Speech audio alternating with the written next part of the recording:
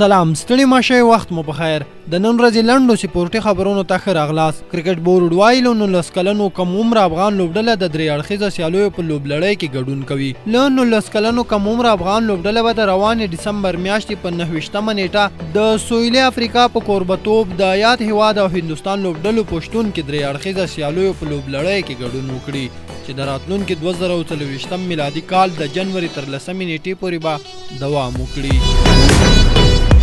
اتلانتیک کلب لاس پالماس ته ماتې ورکړه. تېره شپه د اسپانیا فوټبال غوره لیګ سیالیو کې اتلانتیک په سن میمز لوبغالي کې لاس پالماس لوبډلې ته د 1-0 په توپیر ماتې ورکړه. د اتلانتیک لوبغاړي یونی ګومز د دې سیالیو یوازینی ګول د لوبې په وروستیو شیبو کې وواهه او په دې ګول سره یې د اتلانتیک لوبډله بریالی کړه. د آی پی ایل د بولۍ پر مهال د پنجاب لوبډلې مالکان د یو لوبغاړي د پیرلو وروسته راضي نه ښکارېدل. داسې برېښېده چې ګواکې د پنجاب کینګز لوبډله د شاشنګ سنګ په نوم د یو لوبغاړي په پیرلو کې تېروتې ده.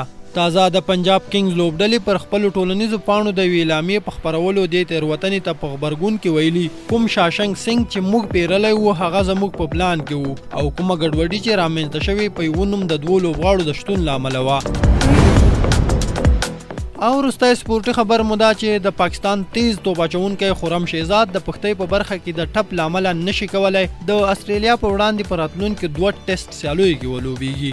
خرم په لومړۍ ټیسټ لوبه کې ښه وځلید چې د استرالیا 3 مهم لوبغاړي وسوځول. د خرم نشتون به په دغه لوبلړۍ کې د پاکستان د تیز توپ اچونې ستونزې نورې هم زیاتې کړي.